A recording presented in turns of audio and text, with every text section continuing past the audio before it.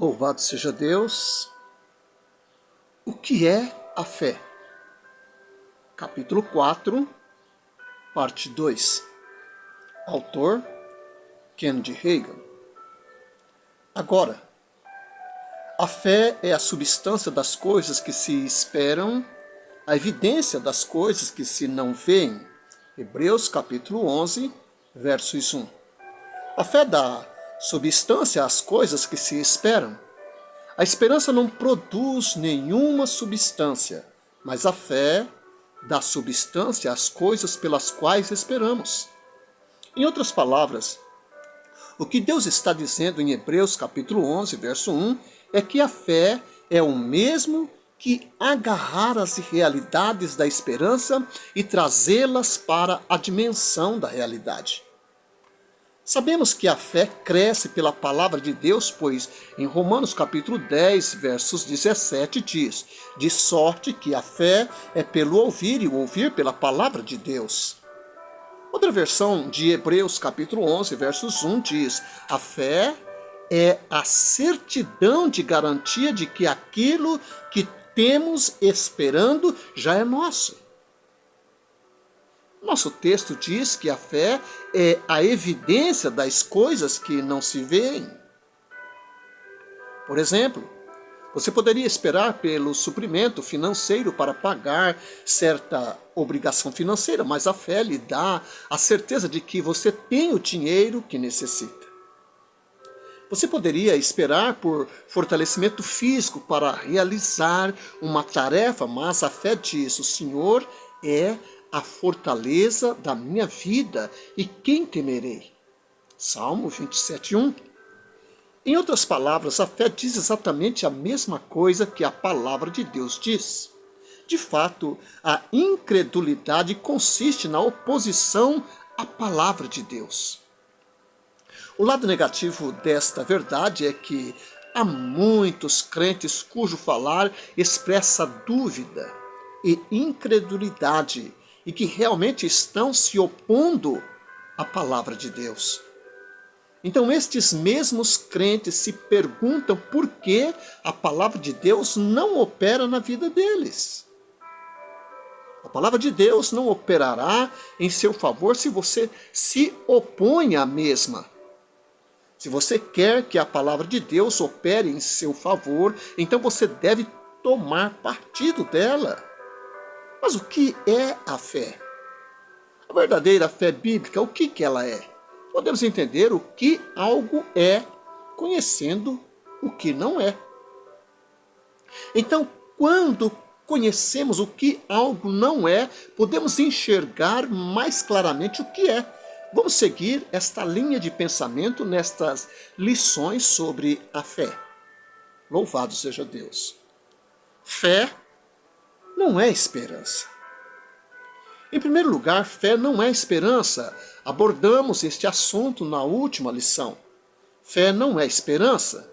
Quando vou orar pelas coisas e pergunto: você será curado? Ou você será cheio do Espírito Santo quando impuser minhas mãos sobre você e orar? Muitas vezes as pessoas respondem: espero que sim, irmão Hagin. Sempre respondo: enquanto você estiver esperando, não receberá nada de Deus, porque você somente pode receber algo de Deus pela fé e não pela esperança. Temos que entender essa realidade. Outros dirão: ó Deus, quero ser curado, para mostrar-lhe que querer algo de Deus não o é suficiente. Frequentemente digo: você poderia querer um Cadillac novo, mas isso não significa que você receberá um. Somente querer algo de Deus não realiza a tarefa. Se somente querer algo fosse suficiente para recebermos de Deus, tudo estaria resolvido. Receberíamos instantaneamente, mas a fé que recebe de Deus também não é esperar ou querer. A única espécie de fé que realiza a tarefa é a fé de natureza bíblica, que crê em Deus e age à altura daquilo que crê.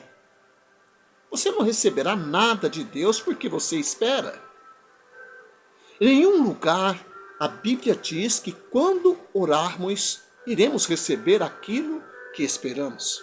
Mas a palavra de Deus diz em Marcos 11:24, por isso vos digo, que tudo quanto em oração pedirdes, crede que recebestes, é assim que será convosco. Jesus também disse, e tudo quanto pedirdes em oração, crendo, recebereis. Está em Mateus capítulo 21, versos 22. Se você quer saber se está realmente crendo em Deus ou somente esperando, posso dizer-lhe a diferença. A esperança se refere sempre ao futuro, porque a esperança olha para o futuro. Por exemplo, a igreja do Senhor Jesus Cristo tem a bendita esperança da volta de Jesus. Mas isso é futuro. A vinda de Jesus, a ressurreição dos mortos que foram salvos, o arrebatamento dos santos que estão vivos, tudo isso se refere ao futuro. Mas, se você procura cura, não é no futuro que você quer ser curado. Você quer ser curado nesse exato instante, principalmente se estiver sofrendo. Se você procura o Espírito Santo, não é no futuro que você quer ser cheio do Espírito Santo, é agora. Enquanto você deixar de crer que recebeu a bênção, ela estará no futuro e continuará no futuro. Fé para a salvação e não esperança. Quando você quer algo que Deus lhe prometeu em sua palavra, isto é, para agora, por exemplo, se a pessoa quer ser salva, não é no futuro que ela quer sua salvação. Poderia ser tarde demais. Já falei a respeito da salvação para algumas pessoas que me responderam que esperavam serem salvas. Digo com lágrimas que muitos deles estão hoje no inferno, deixaram este mundo sem terem sido salvos, porque a salvação baseada na esperança nunca se concretiza. Louvado seja Deus! Se você fala com alguém a respeito da salvação e da condição de sua alma, e ele diz que espera ser salvo, seria importante que você lhe falasse o que a Bíblia diz. Diga-lhe que a salvação não é baseada na esperança, mas sim na fé. É isso que a Bíblia diz a respeito da salvação. Está em Efésios capítulo 2, versos 8. Porque pela graça sois salvo mediante a fé. João capítulo 6, versos 37. E o que vem a mim, de modo nenhum o lançarei fora. Romanos capítulo 10, versos 13, diz, porque todo aquele que invocar o nome do Senhor será salvo. Romanos capítulo 10, versos 9 e 10, se com a sua boca confessares a Jesus como Senhor, e em teu coração creres que Deus o ressuscitou dentre os mortos, será salvo. Porque é com o coração que se crê para a justiça, e com a boca se confessa a respeito da salvação. Quando se trata de recebermos o batismo com o Espírito Santo, ou a cura para o nosso corpo, ou a resposta de uma oração, parece que estamos tropeçando na mesma pedra de tropeço. As pessoas não têm sido ensinadas a respeito da fé para receberem sim a respeito da esperança, e a esperança não realiza a tarefa. Em outras palavras, esperamos que Deus ouça nossa oração, esperamos nossa cura, esperamos receber o Espírito Santo. Alguém diria, creio que meu pedido será respondido algum dia. Trata-se de esperança. Lembre-se disso. Aquela pessoa pode afirmar que crer, mas na realidade trata-se de esperança, pois aponta para o futuro. Observe nosso texto. Agora a fé está no tempo presente. Lembre-se, se não é para agora, então não é fé. A fé está no tempo presente. A esperança está no tempo futuro. Mesmo que você diga que crê, se estabelece a resposta para o futuro. Então você não está crendo, está esperando. Louvado seja Deus. Esse é o motivo porque a palavra não opera em seu favor. Assim, firme a sua crença no tempo correto, no tempo presente. Algumas pessoas estão sempre crendo que Deus irá fazer algo a favor delas, algum dia no futuro. Mas a fé crê que Ele fez algo, está fazendo agora. Mesmo quando se trata de cura, muitos dizem: irmão Reagan, não compreendo porque não recebi minha cura. Sei que Deus prometeu me curar. Mas, de fato, Deus não prometeu curá-lo. Alguns dizem, a palavra de Deus diz, Ele mesmo tomou as nossas enfermidades e carregou com as nossas doenças. Mateus capítulo 8, versos 17. Não é uma promessa? Não, não é uma promessa. É a simples declaração de um fato que já ocorreu. Muitas vezes chamamos este e outros trechos de promessas, mas, de fato, são descrições de um acontecimento.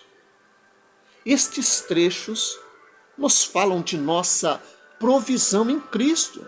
O que Jesus já fez por nós trata-se de um fato consumado. 1 Pedro capítulo 2, versos 24 diz assim: carregando Ele mesmo em seu corpo sobre o madeiro os nossos pecados, para que nós, mortos aos pecados, vivamos para a justiça, por suas chagas fostes sarado. Alguém diria, este trecho não promete a minha cura? Não, este trecho não promete a sua cura. Ele diz que a cura pertence a você, em Cristo. Descobri que, tão logo as pessoas desistem de esperar por sua cura e de procurar sua cura, começam a crer que a receberam, são imediatamente curadas. Louvado seja Deus. A fé é no tempo presente. Pregava há muitos anos atrás no estado de Oklahoma, e numa das nossas reuniões trouxeram uma mulher que não andava fazia 4 anos.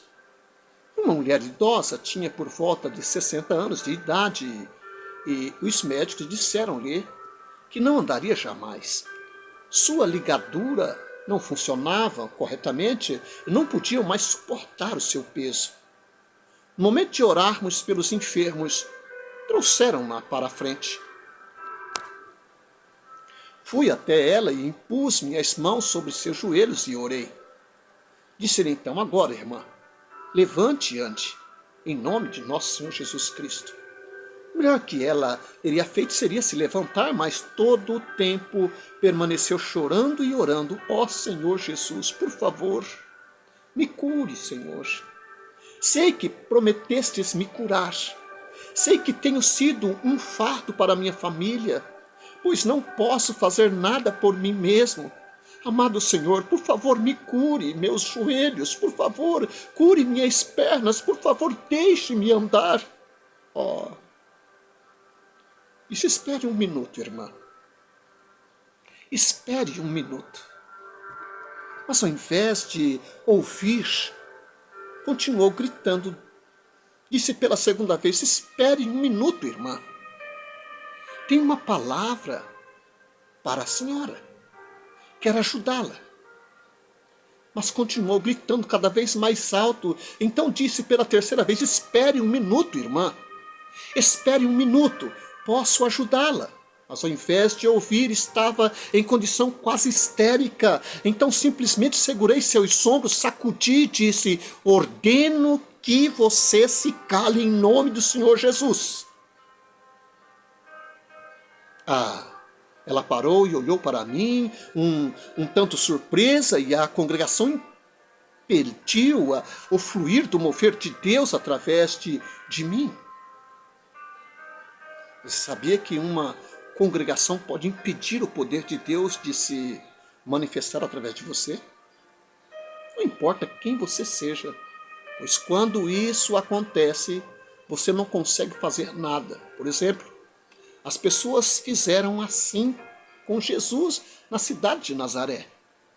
E ele ficou impedido de realizar as curas maiores ou os milagres. Marcos capítulo 6, verso 5 diz assim: Jesus não pôde fazer ali nenhum milagre senão curar uns poucos enfermos, impondo-lhes as mãos. Louvado seja Deus. Observe que a Bíblia não diz que ele não queria realizar os milagres. Diz que ele não podia fazer ali qualquer milagre. O texto original em grego diz que Jesus impôs as mãos em algumas pessoas com enfermidades menores. Em outras palavras, os únicos que foram curados em Nazaré por Jesus foram algumas pessoas com enfermidades menores. Por quê? Marcos 6,6 nos dá a resposta. Jesus admirou-se da incredulidade deles. Bem, a congregação colocou um freio em mim. Sabia então que antes que pudesse fazer qualquer coisa, teria que tirar o freio. Se não conseguisse me livrar dos freios, então não seria capaz de fazer mais nada. Se as pessoas entendessem estes princípios, haveria uma grande diferença em nossas campanhas e em nossas igrejas. Então sabia que teria que trabalhar na congregação antes de poder ajudar a mulher que estava na cadeira de rodas. Algumas pessoas da congregação começaram a murmurar entre si, achando que fui duro com a mulher. Disse-lhe então: quero lhes fazer uma pergunta. Se alguém lhe pede instruções para chegar a certo lugar, mas ao invés de seguir suas instruções, você vê que foi tomado por engano o caminho errado, você não tentaria parar ou sinalizar-lhe que tomou o caminho errado e mostrar-lhe o caminho certo? Se soubesse que enganosamente estava no caminho errado, você não tentaria colocá-lo no caminho certo? Todos concordaram que sim. Disse: pois bem, esta mulher estava no caminho errado. Não estava no caminho da cura. E tudo o que fiz foi pará-la. Agora tenho a atenção dela. Quando expliquei isso, muitas pessoas na congregação soltaram os freios e senti-me livre no meu espírito para ministrar àquela mulher. Disse: agora, irmã, você sabia que está curada? Olhou para mim com os olhos arregalados e disse: oh, estou?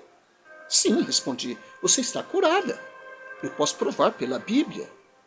Então, peguei minha Bíblia, abri em 1 Pedro capítulo 2, versos 24, e dei-lhe e disse: você poderia ler este versículo em voz alta, por favor? Ela leu: carregando mesmo em seu corpo sobre o madeiro os nossos pecados, para que nós, mortos os pecados, vivamos para a justiça, por suas chagas fostes sarado. Disse: leia de novo o final deste versículo. E ela leu: por suas chagas fostes sarados. Disse: gostaria de lhe fazer uma pergunta. Foste está no passado, presente ou futuro? Ela respondeu: está no passado. Então disse: se você foi curada pela chaga de Jesus, então você não está curada? Sim, estou. Fará o que disser para fazer? Bem, eu farei se for fácil. Ela respondeu: é a coisa mais fácil que você já fez em sua vida. Somente levante as suas mãos para o céu e comece a louvar a Deus, porque está curada. palavra assim diz. Ela não havia andado ainda, não tivera ainda nenhuma evidência visível de sua cura, porém disse: estou feliz por estar curada, estou muito agradecida, amado Senhor Jesus, obrigado, Senhor, porque meus joelhos estão bem e minhas pernas curadas. Então disse à congregação: vamos louvar a Deus junto com ela, pois ela está curada. Ela não irá ser curada, pois já está curada. Louvado seja Deus. Entenda, a fé lida com o presente, não com o futuro. Você tem que crer no presente para que funcione ao seu favor. Então muitos da congregação levantaram suas mãos e louvaram a Deus junto com ela, porque ela estava curada. Outros provavelmente disseram: ela não está curada, ela ainda não andou nem um passo sequer. Mas você não se lembra que a Bíblia diz que a fé é a evidência das coisas que se não veem? Está em Hebreus capítulo 1, capítulo 11, versos 1. Se você quer ver algo antes de crer, isto não é fé de jeito nenhum. Trata-se em firmar-se na evidência dos sentidos. Depois de pedir à congregação para louvar a Deus, disse a mulher: agora, irmã, levante e ande em nome de Jesus. Imediatamente aquela mulher levantou-se da cadeira como uma pessoa de 16 anos e andou, saltou, correu, louvou a Deus e glorificou. Tivemos que ajustar a crença daquela mulher para o tempo verbal correto. A palavra de Deus não operará em seu favor, a menos que você a receba no presente. E você quer ser curado e crer que receberá sua cura no futuro, você de fato não está com fé. Se refere-se ao futuro. Trata-se de esperança. A fé diz: é meu, tenho a minha cura. Louvado seja Deus. A fé é do coração e não da mente. Reflita sobre isso. Precisamos perceber que a fé é do coração e não da mente. Quando era um jovem batista, costumava pregar uma mensagem intitulada Fé da Mente, Fé do Coração. Lendo os livros de John Wesley, descobri que usava um termo melhor para se referir à fé mental do que o termo que eu usava. Ele chamava a fé mental de assentimento mental. Então adotei essa expressão. Wesley dizia: as pessoas concordam mentalmente que a Bíblia é verdadeira, mas de fato não creem nela com o seu coração. Em se tratando de receber o batismo com o Espírito Santo, cura ou a resposta de uma oração, os cristãos poderiam perguntar: qual é a diferença entre a fé do coração e o assentimento mental? Não posso dizer se realmente estou crendo com o meu coração ou se estou somente concordando com a palavra de Deus. Se você estiver somente concordando mentalmente, dirá que crê que a Bíblia é verdadeira, mas não crê que é verdadeira para você. Você diria: creio que a Bíblia é verdadeira, mas não recebi a resposta do meu pedido. Eu não entendo por quê, mas a fé diz: é meu, tenho agora. A fé crê e age à altura da palavra. Muitas pessoas que vêm receber sua cura, o batismo com o Espírito Santo, dizem: irmão Reagan, sei que esses versículos que você citou são verdadeiros, mas você pode me dizer por que não sou curado? Ou você pode me dizer por que não recebo o batismo com o Espírito Santo? Sempre digo sim, claro que posso. Então olham para mim com os olhos arregalados. Respondo: é porque você disse que não foi curado, ou não recebeu o Espírito. A Bíblia diz que porque a boca fala do que está cheio o coração. Está em Mateus capítulo 12, verso 34. Enquanto você declarar que não recebeu e crer que não recebeu, não terá nada. Mas quando começar a crer que recebeu sua necessidade, terá sua resposta. Louvado seja Deus. Liberando sua fé pela confissão naquilo que você crê. Observe isso. Também digo algumas pessoas no que tange a cura. Porque você simplesmente não age à altura da palavra. Quando irá agir tendo a palavra como verdade? A fé é uma ação, é agir tendo a palavra de Deus como verdadeira. Há sempre um caminho pelo qual você pode agir à altura da palavra de Deus. Mesmo que esta ação seja somente louvá-lo e agradecê-lo por ele ter lhe ouvido, não importa quanta fé você tenha, se não colocar sua fé em ação, não terá qualquer resultado. Louvado seja Deus. A palavra de Deus diz em Atos capítulo 14, versos 7 e 9, onde Paulo e Barnabé anunciavam o evangelho. Em Listra, costumava estar assentado certo homem aleijado, paralítico, desde o seu nascimento, o qual jamais pudera andar. Esse homem ouviu falar, Paulo, que, fixando nele os olhos e vendo que possuía fé para ser curado. Aquele homem de Listra estava sentado, ainda não tinha andado, mas a Bíblia diz que já possuía fé para ser curado. Todo crente tem fé para ser curado, mas você tem que agir à altura da sua fé ou liberar sua fé para que ela opere em seu favor.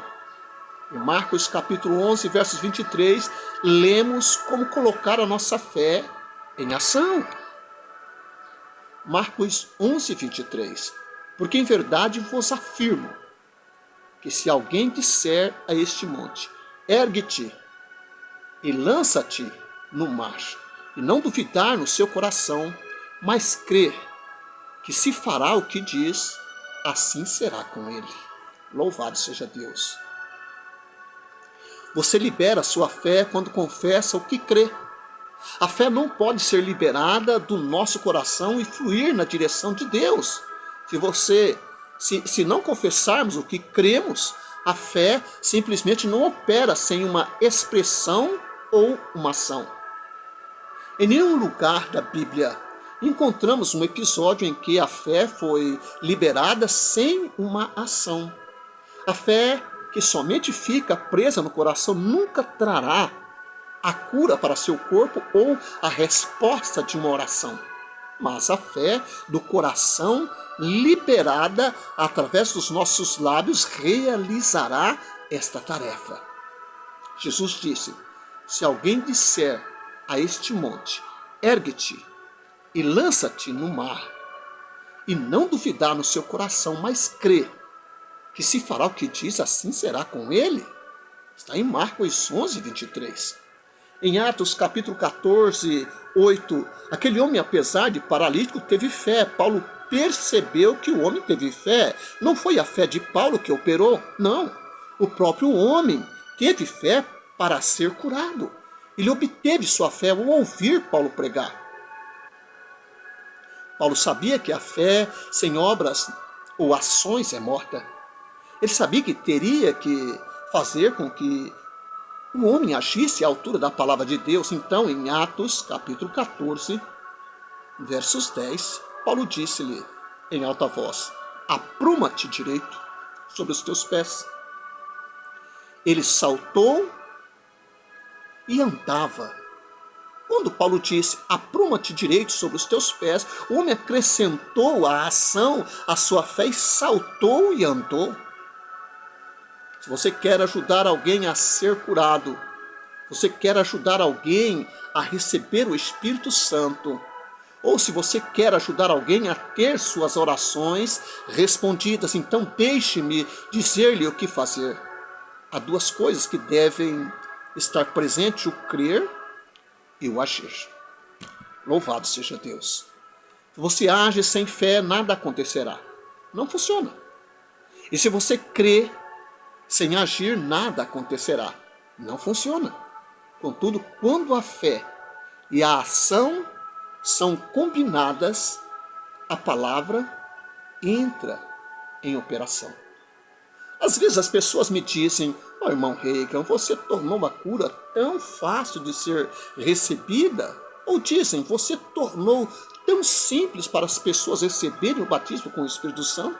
Sempre digo: não fui eu que estabeleceu a cura e o batismo com o Espírito Santo. Como dádivas, foi Deus. Não fui eu que tomou essas coisas bem fáceis de serem recebidas, mas sim o Pai. Não fui eu que as estabeleceu na base da graça e fé, e sim Deus, para que sejam possível a Deus ajudarmos. Devemos conservar nossos corações e mentes abertos à sua palavra. A fé é tão simples quanto a palavra de Deus diz que ela é, porque a palavra de Deus não falha. Louvado seja Deus.